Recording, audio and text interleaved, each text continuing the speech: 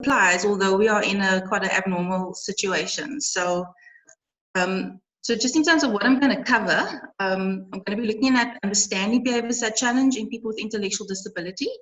Then we're going to be looking at the principles of behavior, because that's the foundation for why we do what we do when we're trying to manage behaviors that challenge.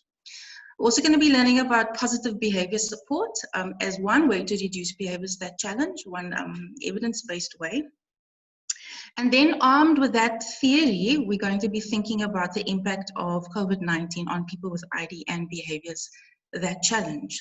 And then I'll also just briefly cover some of the barriers that one might encounter to be able to implement some of the principles, not only during lockdown, but generally. And then just to say, next week's webinar is really, this is a bit of a primer for next week when I'm going to be talking about the actual tools and tips. But I'm hoping that I will leave those of you who aren't able to attend next week with at least some tools and tips and resources that you can then refer to. But really, the principles stand regardless. Okay.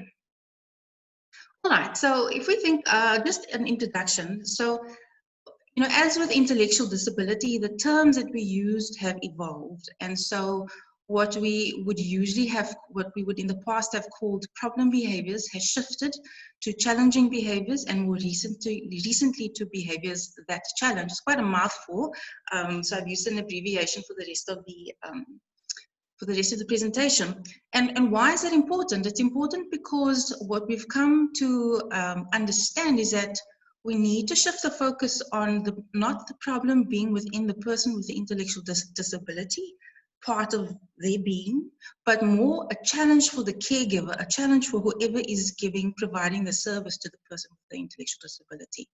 So the responsibility really lies on us to try and figure out what's going on here and what can I do, what does this behavior mean?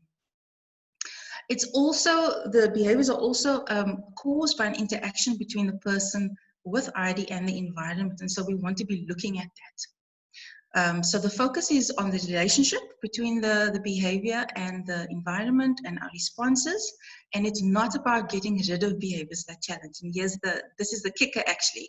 It's not about just saying, okay, I'm going to sort it out and it's gone forever. It's about finding replacement behavior that works better and that is more appropriate.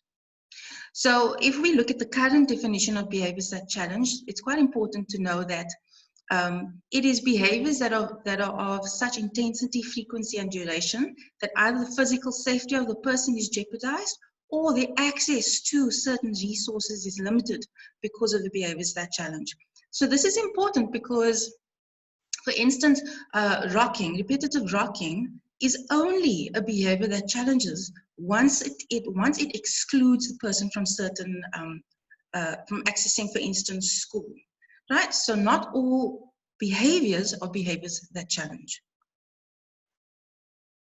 So intellectual disability, I don't think I see a typo there, but I think most are aware, but just for completeness sake, let me just say that intellectual disability, the way we understand it from a medical point of view, is when the person shows significant problems in understanding, communicating, being able to learn, being able to look after themselves, coping in the world, and in their relationships with others. And these problems, importantly, are present in early life and then persist. As you know, there are also different levels of intellectual disability, and so that would really then mean how well or how much support the person does need to be able to cope independently. So behaviors that challenge are very common in people with ID, and as the disability becomes more severe, so in the lower levels, severe and profound, we expect to see more behaviors that challenge.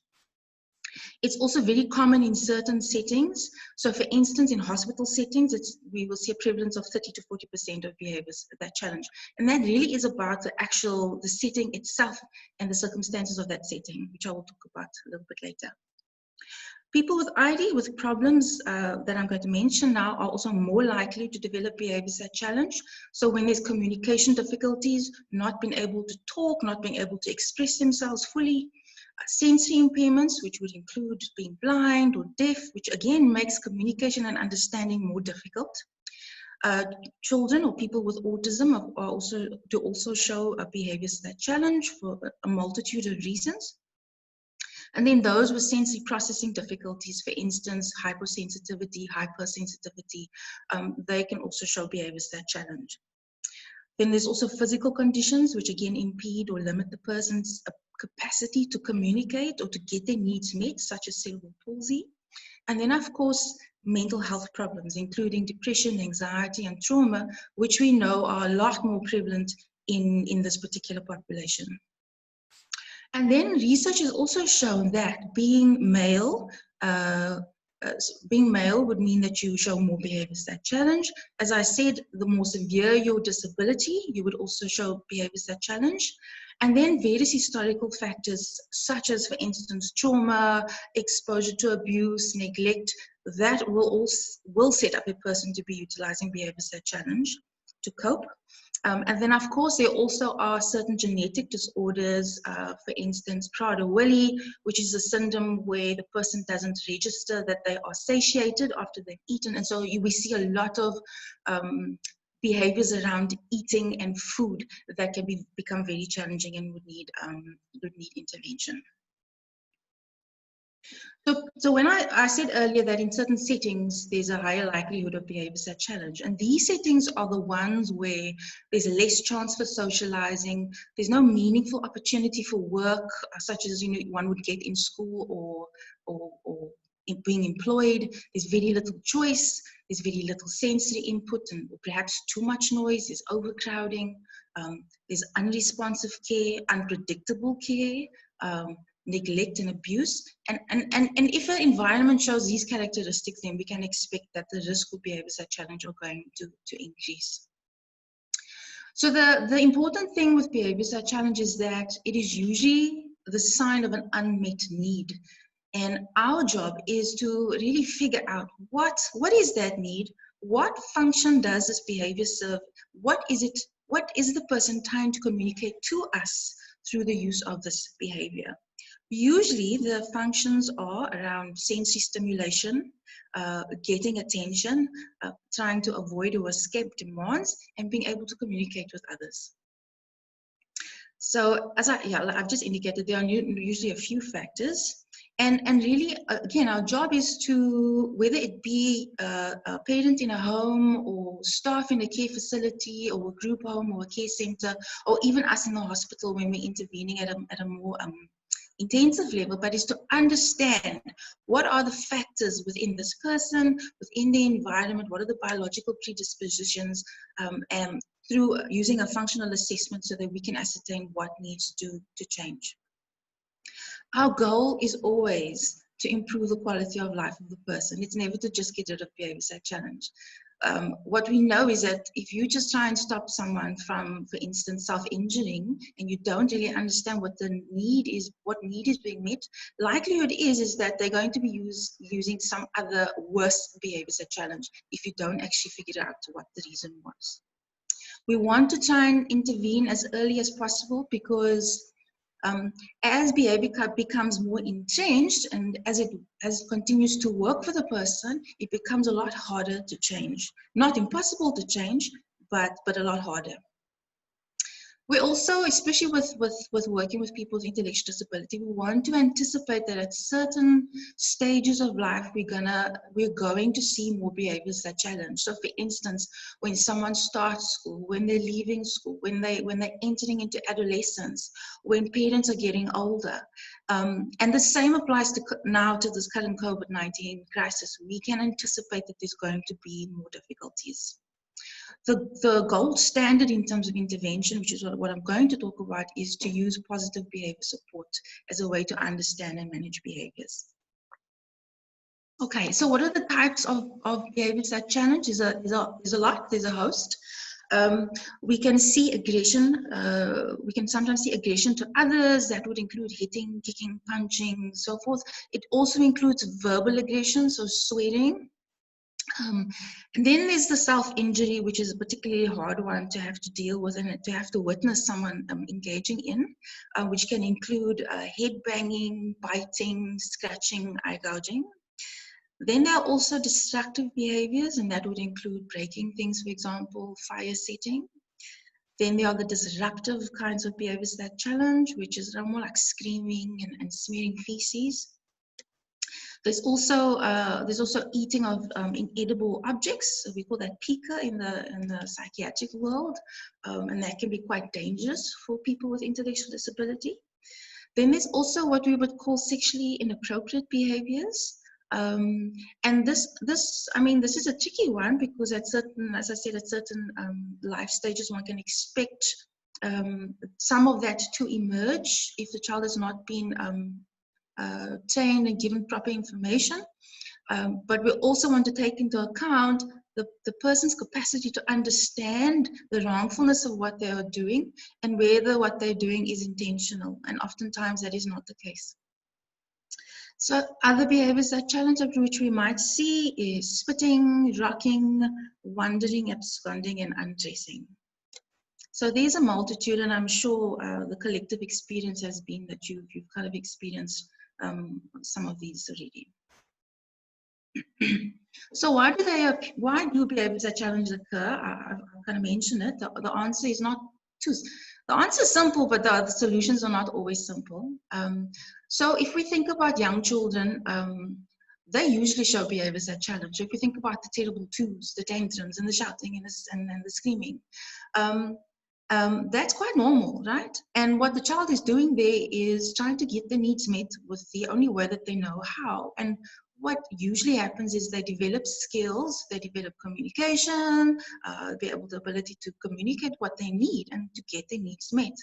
But for children with ID, either they don't develop the skills at all, or they develop it really quickly. And so what happens is they're sitting with the same needs, but they don't have the skills to actually get those needs met. And so they retain some of those behaviors that challenge, or they develop new ones to help get their needs met. Also, as people grow, the educational and domestic demands on them are increased, and that can make for quite a frustrating experience. So what will sometimes happen is that behaviors are used as a way to escape situations or activities that perhaps are too difficult for the child, or they've not quite learned that skill. It's also a very effective way to control what is going on around the child and to get their needs met. And if we think about people with intellectual disability, autonomy and control is very little as is. And so it is understandable why they would utilize whatever works for them. So as people grow, as people with ID grow, they will continue to use what has worked for them. And like I said, if we don't intervene quite early, it becomes harder to change. In stressful times, also, we can expect that there will be a return to behaviors that challenge, as in this time as well. One of the ways of understanding behavior, because there are many ways of understanding behavior, but certainly one of them, which is what this is all based on, is that the behavior that we show, behavior is the way that we act or react to our environment, and that we learn it. We are not born with it. Behavior is not inherent. And one of the core principles about the behavior theory in this case is that the behavior is controlled by what happens before the behavior, which is the antecedent, and what happens straight after the behavior, which is the consequence. And that's why you'll see the ABC, and you might have heard about the ABCs of behavior. So when we're trying to manage behaviors that challenge, what we want to be doing is figuring out what are the antecedents, what are the consequences, and it's by manipulating those that we can actually change the behavior, not actually address the behavior. So we're doing it a little bit indirectly, but it's quite powerful actually. We also, as I said earlier, we don't just want to get rid of behaviors that challenge. We don't want to take away a person's only tool to communicate their need. We want to give them something else that is more appropriate. So what we want to do is we want to be replacing the unacceptable behaviors that challenge with something more socially acceptable. And the tool that we use to do this is called reinforcement. Now, reinforcement is basically any action any response to an action that is going to strengthen the behavior. Okay, there's a common misunderstanding or misperception that negative reinforcement is when you take something away, but actually is when you take something away to decrease the behavior. But actually, both positive and negative reinforcement are going to increase behaviors. The only difference is that positive is when you're adding something, and negative is when you're taking something away. So I've got a little graphic which I'll show you. So let me give an example. So in the positive reinforcement block, an example would be, let's say Johnny's crying, he wants some sweets in the shop. You give him the sweets, he's going to cry again the next time he wants some sweets and you don't want to give it, right? So you've added something and it's strengthened the behavior. That is called positive reinforcement. An example of negative reinforcement: Johnny is in a class which is too noisy for him. It's just overstimulating. He starts to bang his head. What the teacher does is the teacher removes him from the class. What will happen next time Johnny is in the same situation? Johnny is going to bang his head again because the teacher removed a negative stimulus and it worked and it strengthened the behavior. So that is negative reinforcement. Punishment, on the other hand, is about decreasing a behavior. And like I said, we used to use punishment a lot more before, but we really shifted in our positive behavior support approach, where we actually only want to be using reinforcement to get the outcomes that we want. Okay. So as I've said earlier, the behavior always has a function. It's usually not out of the blue. It may seem like it's out of the blue, but in your role as becoming the detective, you will start to see that there are often some signs that something is coming. So there are normally 4 different functions to behavior, and what's important to understand is that the same behavior can have different functions at different times. So for instance, a child who's self-injuring could at one time be self-injuring because they need attention, but at another time could be self-injuring because they have a headache, right? So it's important to really understand that can also occur. Obviously makes it more complex, but quite important. So the first function of behavior is to get attention. Now there's absolutely nothing wrong with needing attention. We all need attention, right? And so the child here will engage in the behaviors, the challenge, to get the attention they need. And even negative attention is better than no attention. So even if you are, let's say a child is self-injuring and you scold the child and say, stop doing that, or the child is sweating and you scold and say, stop doing that, it's not okay, you're giving the child attention, especially if there's a void or a gap in the kind of attention that the child is getting. The other function of behavior is that the child will uses the behavior to get the thing that they need. A silly example I use sometimes is a child who wants water and knows no other way, can't say they need water, but knows no other way, so throws a cup at the parent, and the parent kind of figures that, okay, this means that they want water, and gets the water. Unfortunately, if that persists, the child's always going to be throwing the cup until the parent teaches the child a different way to request water rather than throwing the cup. So children and people with ID will use what works. Then another function is to escape either unpleasant situations or situations where the child is asked to do something that is too difficult.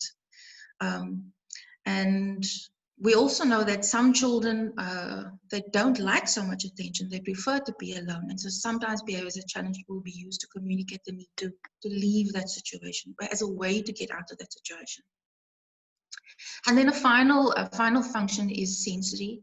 And that is when the behaviors that challenge are internally rewarding. So that means it just feels good.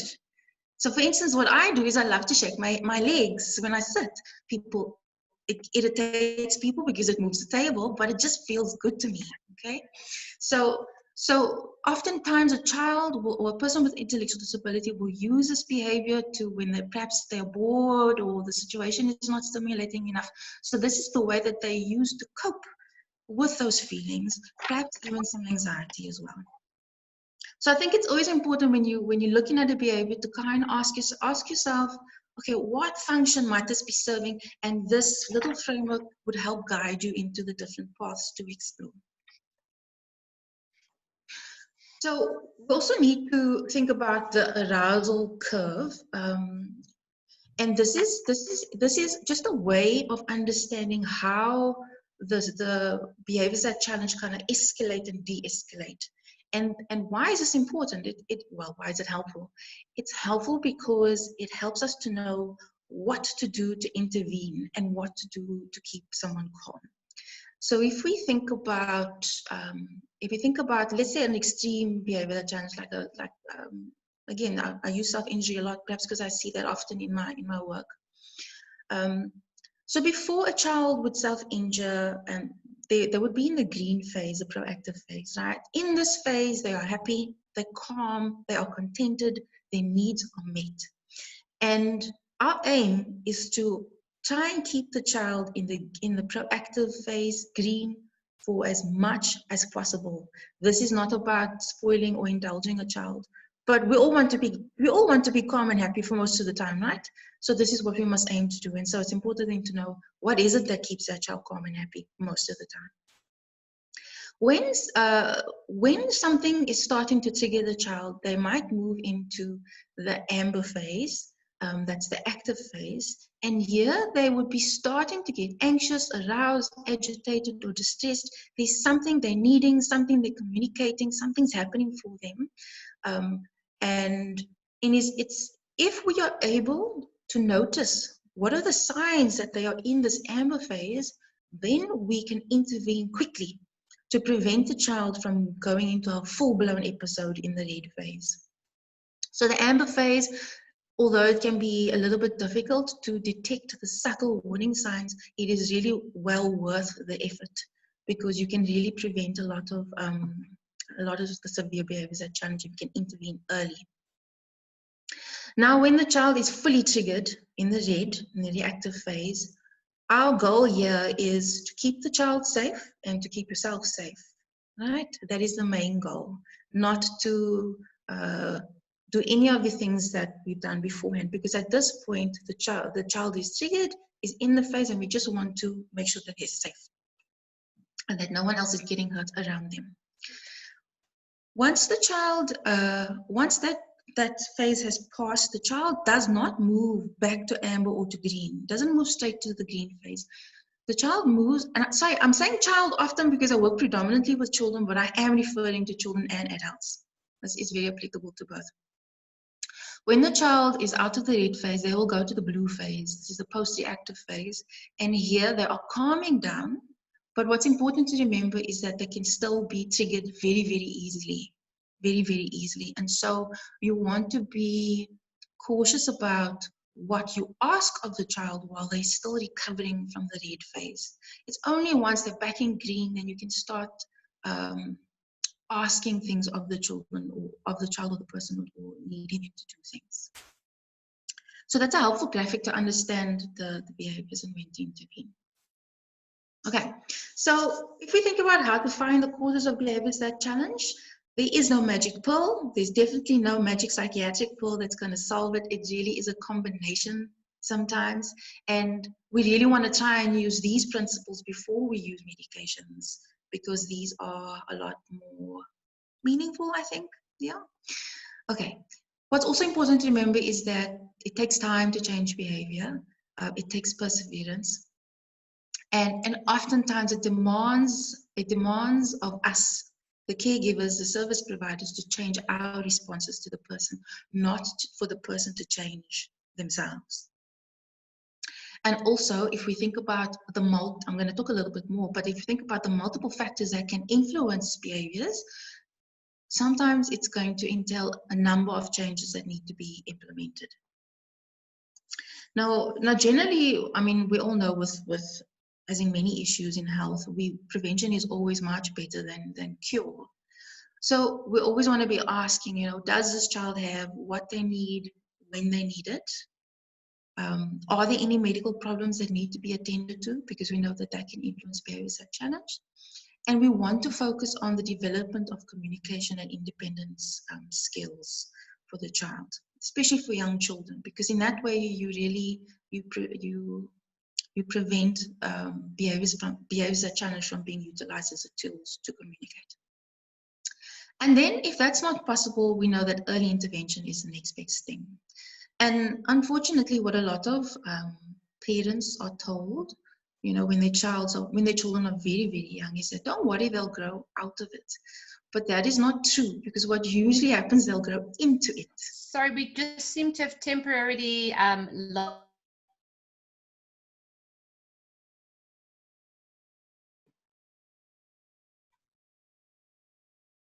Do I have you back? Tony, you've just come back on. Okay. Could you maybe go back a little bit? Okay, to what point? Thank you. Where did you I think it lose was me? just on that particular slide you were busy on.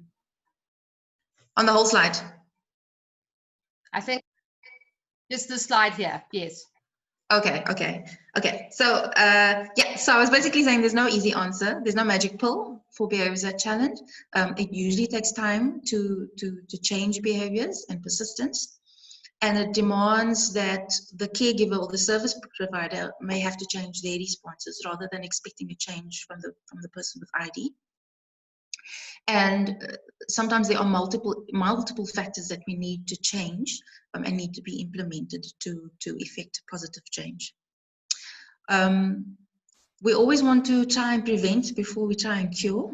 So we want to be asking ourselves, especially when we're dealing with young children, is does the child have what they need when they need it? Are there any medical problems that need to be attended to? And we want to focus on developing communication and independent skills. So the child has those tools and those capacities to utilize instead of using the behaviors that challenge. The next best thing is early intervention. And I was saying that sadly, a lot of young parents are told, you know, that their children will grow out of these behaviors that challenge. And yes, maybe neurotypical children will, because they will develop those skills. But if a child is not taught the communication skills or cannot develop those communication skills, it is unlikely they're going to grow out of it, and it's more likely that they're going to grow into it. And so parents and caregivers need this kind of practical information and advice early on. What caregivers can ask themselves is, first and foremost, we are in psychiatry, it's a core principle.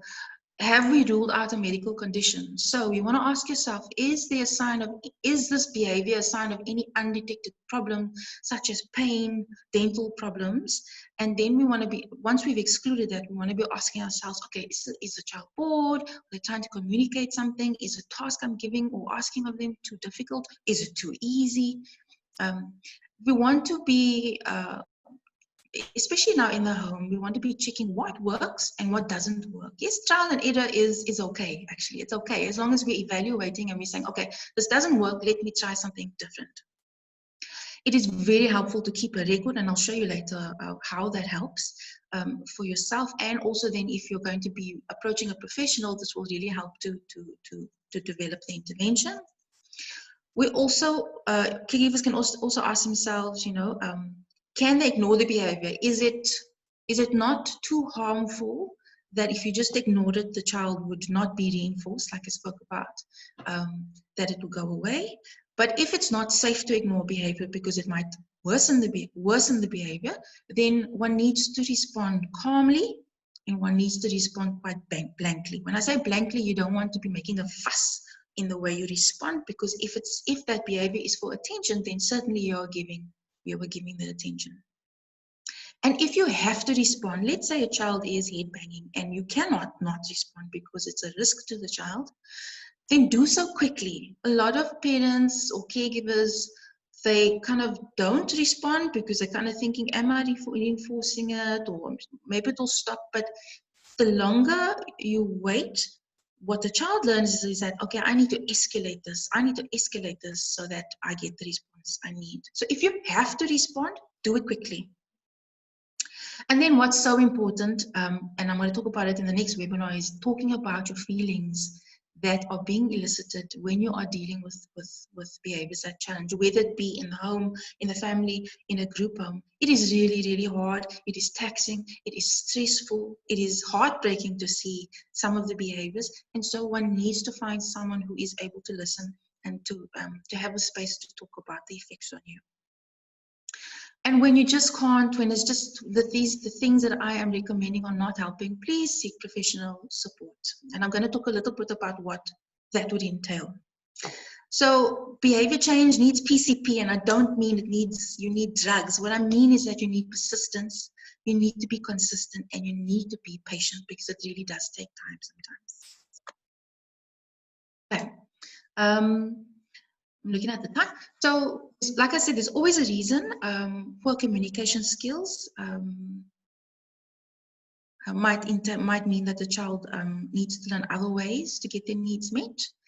Behavior that challenges is, normally people see it as the child is being naughty or the child is being manipulative and being intentional. But usually that is not the case, because usually what happens is that the child will use what has worked in the past and will resort to automatic behaviors, especially when stressed. If we think about ourselves, when we are stressed, we very much default to our automatic patterns, and sometimes those patterns are not so positive. So it's absolutely normal that in stressful circumstances that might occur. And what our job really here is to become the detectives, and is to stay curious about understanding, why is this behavior happening? And if I understand why it's happening, I can start to find alternative ways to get this person's needs met. We want to, as I said, think about health first. Common complaints such as a UTI, infections, constipation, dental pain can really be a significant cause of behavior challenge, especially self-injury. So you want to make sure that's not the case and get treatment. Then you also want to ask yourself, what changes have there been? What major changes have there been that this person might need support for? And as we'll talk about later, during this time, there are significant changes. Also, when behavior suddenly changes or it worsens, you want to, again, think about, is there a medical cause? And once that's ruled out, think about any emotional or environmental causes that might be at play. So I've spoken a little bit about antecedents, the events that happen just before the behavior. A trigger is something that happens immediately before the behavior, and that's the thing that sets the behavior off. And what we want to be doing is trying to stay aware of what the triggers might be for a particular person, because if we can predict that or avoid it, we can actually prevent behaviors that challenge from occurring in the first place. Common triggers are requests to do something or stop something. Stop watching TV, let's go to do some schoolwork, let's go to bath. The child is denied something that they want. Maybe certain activities or persons might trigger someone, whether there's noisy, crowded, hot environments. Being bored is a big thing, and this is especially relevant now as children are not able to access educational stimulation at the moment. Being ignored, and then unplanned changes. And then also part of antecedents is what we call the setting event. And this is really anything that would increase the likelihood of a child becoming more anxious or more sensitive to showing behaviors that challenge. So for example, a setting event for me is that if I had a headache, I would be a lot less able to tolerate any conflict at work because I would have that headache. The difference for me would be, I would know, okay, this is how it affects me. I can go and take a tablet, or I can make sure that I'm not in a situation of conflict because I know I'm a little bit more sensitive. People with ideas are a lot different. They don't have that kind of control or the capacity to really fully understand it. And so our job really is to figure out what are the things that makes this person more sensitive, less able to tolerate anxiety, so that they might show behaviors that challenge, and then try and avoid or help them to cope with that. And with setting events, they can build up over time, and they can be things that happen in the present, like me having a headache, or it can be things in the past. That maybe I had a particular encounter with a colleague, then I've got a headache too, and then there's conflict, and that can all set things in motion. Once you've gotten, let's say you've put your hand up for professional support because you've tried all you can at home or at the care center, what we would do is a functional assessment. And this would help us to understand the causes of behavior. It would be done before the intervention. This is us being the detectives before we actually try to solve what's happening. And it would usually be result in us developing an individualized behavior support plan. Usually it's a psychologist that does it, and we would start with an interview. We might use questionnaires to help figure out the functions of behavior. We definitely would ask the caregivers to fill out an ABC chart, which is what I'll show you. And then what is very helpful is that we might observe the person in situations where the behavior is occurring, such as home and school. And that particular tool is incredibly powerful because what you can convey in an office session is a lot less than what one sees when one actually goes to the home or actually goes to the school at the same time. So when recording behavior for the functional assessment, we are, like I said, looking at the ABCs. The core thing here is to be able to record the specifics of it. Be very, very clear about what behaviors we're looking at. We don't say, we won't record the child was aggressive. We will be very specific. The child hit nurse so-and-so and then scratched the other nurse. We'll be very specific about what happened. And this is important because we want to be making sure we're all thinking about the same behavior. We're all targeting the same behavior. And then there are different tools that we can utilize to record these behaviors. And if you record it over time, it helps us to figure out what the pattern might be, and it helps us to figure out what the function of behavior might be, and then to determine a plan. Okay, so positive behavior support is, it's like I said, it's an approach to support behavior change. It is not about fixing or stopping behaviors that challenge, and we do not use punishment. The principle really is that if you can learn behaviors that challenge, you can unlearn it by learning more appropriate behaviors that get your needs met. We want to be teaching appropriate behaviors, especially in the green phase, if you can remember the arousal curve I spoke about. And we want to be changing the environment so that it supports the person with intellectual disability to get all their needs met, their understandable needs met. We are always aiming to improve the quality of life of the person, but certainly if behaviors that challenge can be reduced, we're going to be improving the quality of life for the caregiver and for those who take care of the person.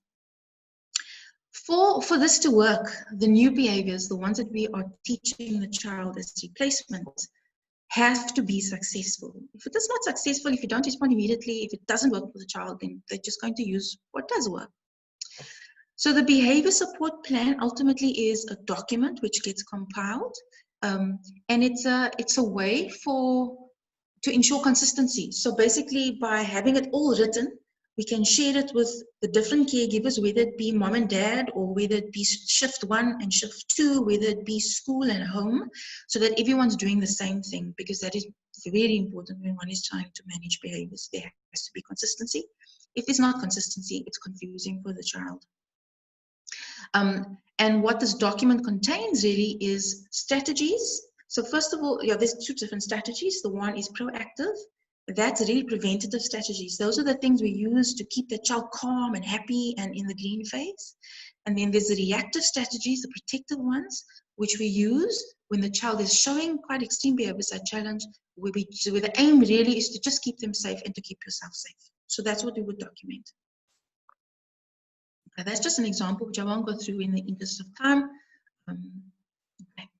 So I'm not asking you to do a functional assessment, nor am I asking you to do a positive behavior support plan. I'm sharing the theory of it, but what you can in the interim start to ask yourself is, first of all, is there a medical reason for the behaviors that challenge?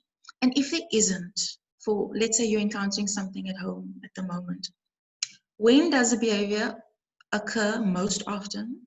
When does it occur least often? That will give you an indication of the time of day that might be at play. Where does it happen the most? And where does it happen the least often? That gives you another clue. With whom does it happen the most and least? Because that also gives you a clue about, okay, how is this person responding versus to the way the other person is responding that might be getting a different response from the person? Does it happen more or less when the person's doing an activity? because that is a clue to you that maybe there's something about the activity that you need to think about changing. And does it happen more or less when the person is left by him or herself? That might be a clue that actually there's something about sensory stimulation that the child's getting. And then how do you and other people react or respond when the person is showing the behavior challenges? Because the question really to ask yourself is, am I reinforcing, am I responding in a way that's actually strengthening that behavior, that challenge, rather than strengthening something more appropriate? And so for those who won't be at next week's session, this is some of the things that you could potentially try and do. So if you know the behavior is for attention, you could find an acceptable way to get attention. You must be quick to respond, it must be convenient, and it must work for the person for them to choose to use that instead of, for instance, hitting their head or spitting at you. If the behavior is to annoy you, to get a negative attention, ignore the person when the behaviors are actually happening, but make sure that you give immediate attention when there's a positive way to get, positive attempt to get attention. So we don't want to just ignore, because like I said, that might escalate it.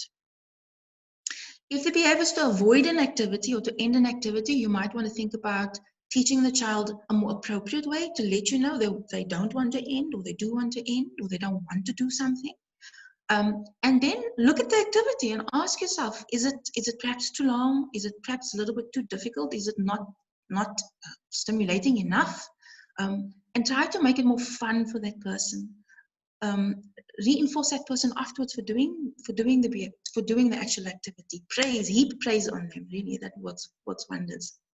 If the behavior is to amuse themselves, find an acceptable but similar activity. So, for instance, if the person's spitting, and sometimes even with smearing, sometimes smearing can be about stimulation. Give them something that is more appropriate. So for instance, if it's spitting and it's the feel of it, maybe give them some soapy water to play with. If it's feces, sometimes they talk about peanut butter. Be creative in finding alternatives. And remember this, to choose your battles wisely.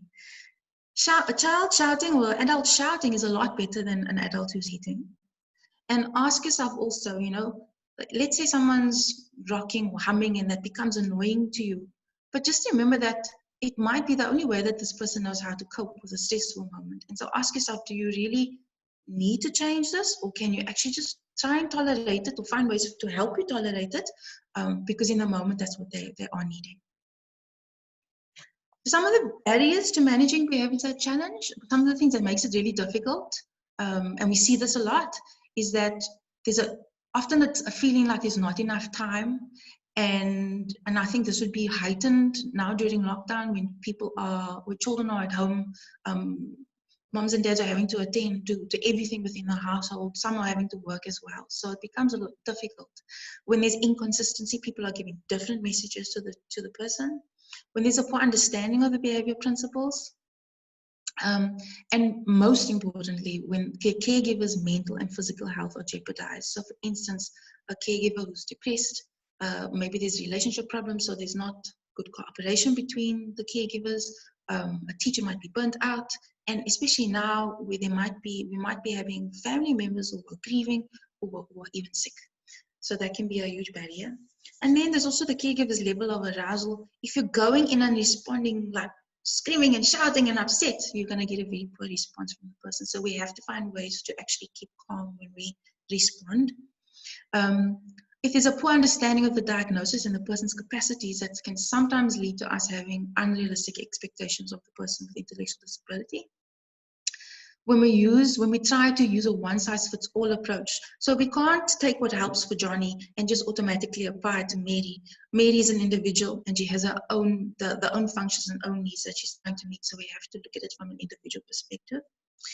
And what is especially problematic is also when caregivers, they see the person as a problem rather than actually the behavior. Because once you see the person as a problem, you start to see them as troublesome. You start to develop negative feelings, and it really gets in the way of responding in a positive way. So that's the theory. So let's now look at ID and behaviors that challenge in the time of COVID-19. I've just kind of sorted my thoughts around it in this way. So first of all, what's made COVID-19, what has it resulted in? The actual infection. It's resulted in an increased risk to physical health and for potential death for people with ID, and that is a scary thought. But unfortunately, that is the case, that people with ID are more at risk for infection and higher mortality rates. There's also an increased risk for mental health and behaviors that challenge, either developing new behaviors that challenge, worsening behaviors that challenge, or relapsing into behaviors that challenge that were kind of sorted out. There's also an increased need for social distancing and shielding due to the high risk. There's an increased need to develop new skills due to this risk. And there's an increased risk for loss and bereavement. And these kinds of bereavements can be very complicated because in the time of COVID, we aren't being able to engage in the normal rituals that we engage in to help us with that process. So that's what the actual infection for me, the way I think about it, has actually resulted in. And then there's the existing problems which have worsened the impact of it. So before this, we had inadequate access to health and mental health services for people with ID. There was also inadequate support for people with ID and their carers, and this is now compounded.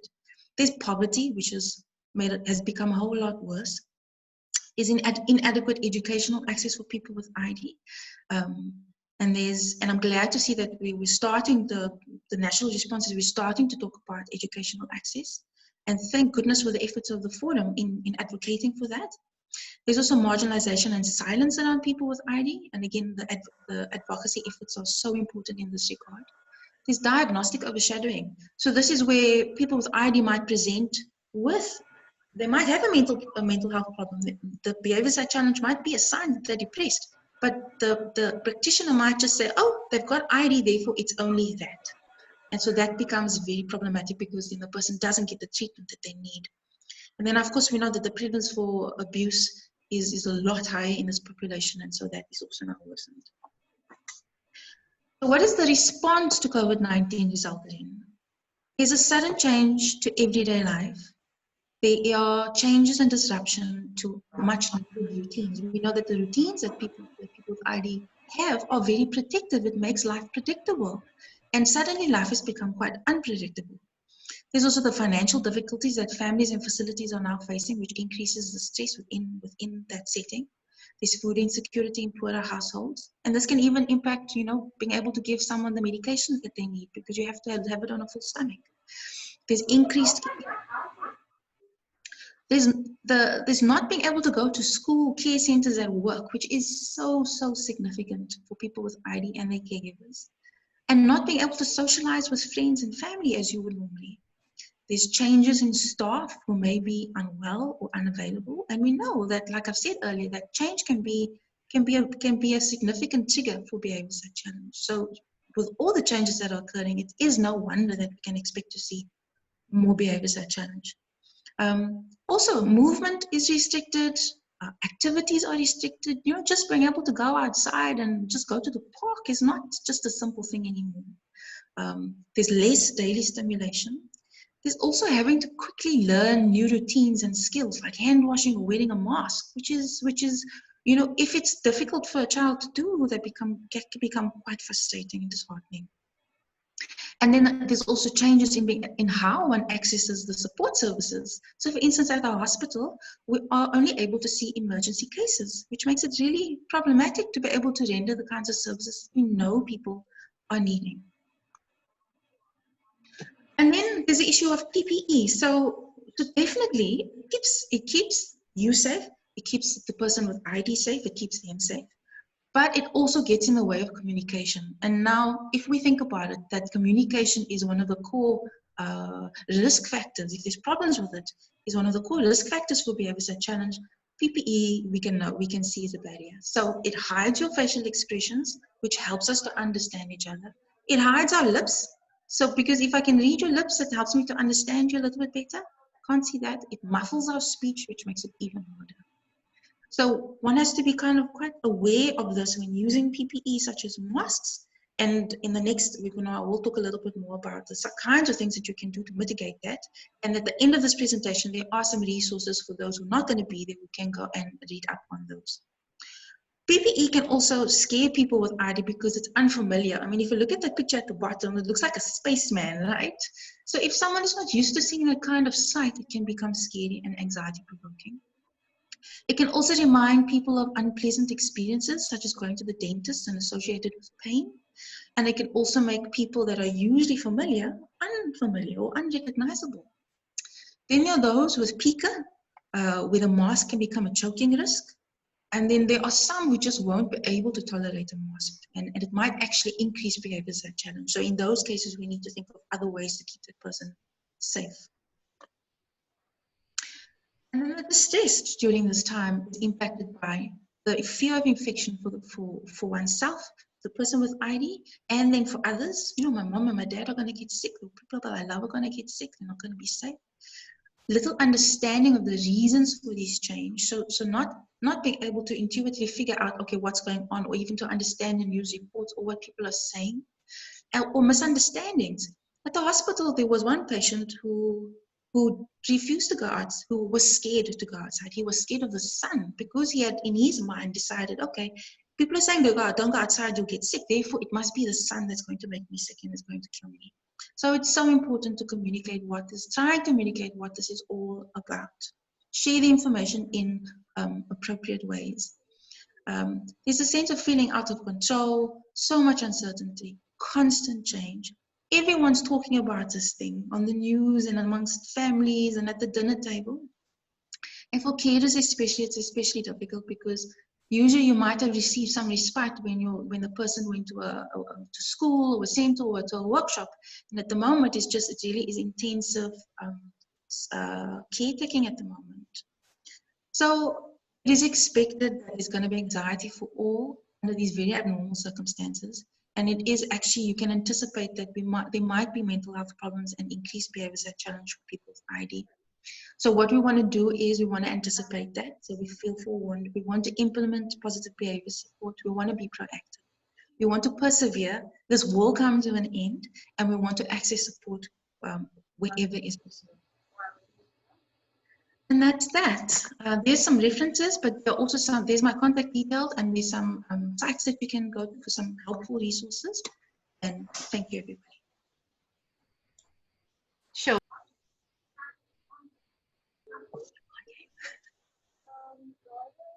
Your sound.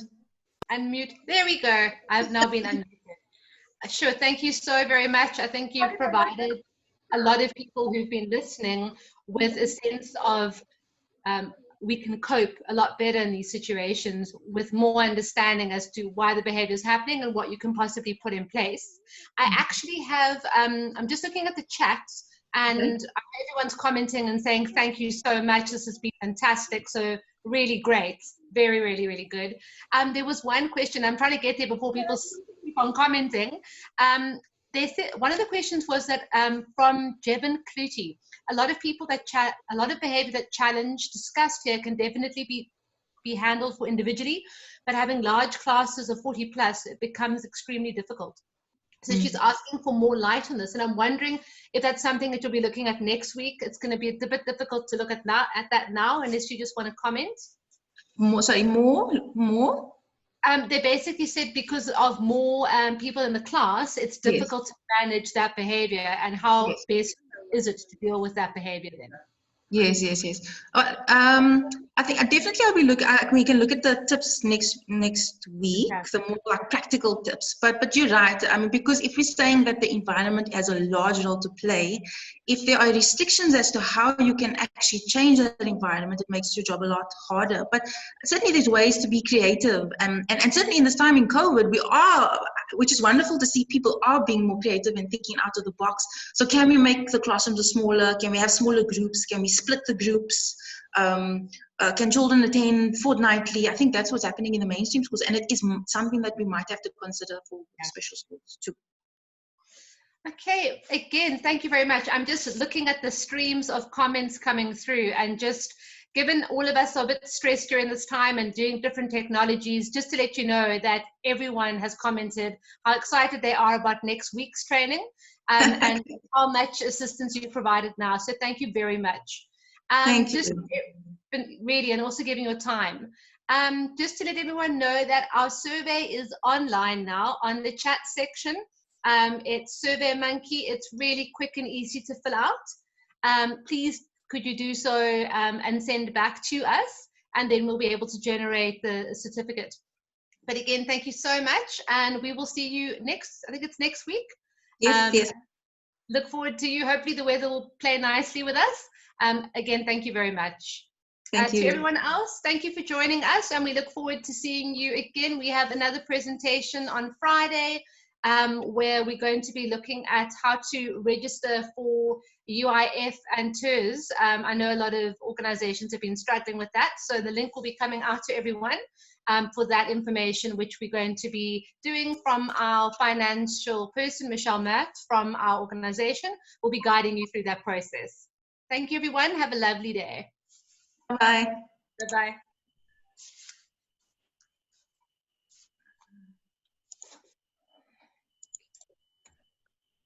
Thank you, Tony. That was really lovely. We went up to 73 participants. Sure. Okay. Cool. Excellent. Excellent. Oh, thank you. It's a lot easier to do a presentation by Zoom. I have a sense of more courage. I'm just trying to. Because I want to be able to read the chats. Do you know how to save it? I have saved the chats. I'll tell you what. Saved it. Okay. I can send you the full link of it. That was sort of the only question. There are a lot of really nice comments of people saying that was very helpful. I agree. It was a really lovely presentation. Some practical tips, but I'll send it to you in case there are questions that you want to answer next week. We had a question in a previous session where, so I'm just going to continue because we're here. That's fine. We had a session, in a previous session where somebody asked about the impact of isolation on a person with ID, like the psychosocial impact. And this was actually during Sharon's presentation last week. And Sharon said I should ask you if you can add that to one of your presentations. Just how to support if somebody with ID is diagnosed with COVID-19 and they need to go into self-isolation, especially in a group homes facility. How to support them in that space. Some ideas on how we can support them. I mean, I just think that's going to be so challenging for people. But yeah, that was one of the questions. How do we support that isolation space? Yeah, that was Absolutely. it. If we get any other questions, I'll forward them on to you. Yes. I think Affiliate School is still here. It's been very exciting that schools are doing all their teachers in their school halls, etc. And they social distancing. I mean, it's very exciting to see how people are adapting to the space. So yeah, and I think if there's still people here, if they want to email us questions, they're welcome to. And I think maybe I should, in the process of the next couple of weeks, I'll probably email out schools, group homes, etc., and just ask them what they're looking for. But that was fantastic. Thank you. Thanks, Amy. Okay. I'll look out for the chat. Okay. Take care. Bye.